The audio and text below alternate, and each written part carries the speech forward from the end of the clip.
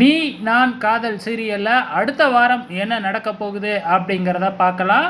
So இப்போ அபிக்கு வந்து பார்த்திங்கன்னா அவங்க பண்ணின டிசைனுக்காக நிறைய ஆர்டர் கேட்டு குமியுது.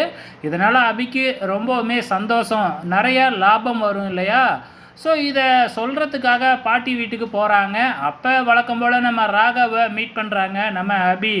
ஸோ தனக்கு கிடச்சிருக்கிற ஆர்டரை வச்சு பந்தாவாக பேச ஆரம்பிக்கிறாங்க.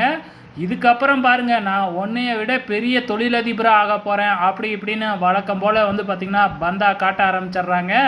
நம்ம ராகவும் பெருசாக எதுவும் திட்டாமல் எனக்கு இப்போவே உங்களை பார்க்குறப்ப பயமாக இருக்குது அப்படிங்கிற மாதிரி வந்து பார்த்திங்கன்னா அவரும் நக்கலாக தாங்க பேசிக்கிட்டு இருக்கிறாரு.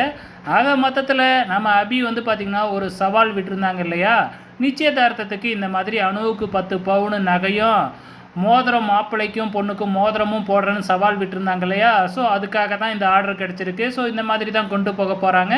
ஸோ கூடிய சீக்கிரமே நிச்சயதார்த்தம் பண்ண போகிறாங்க. வெயிட் பண்ணி பாருங்கள்.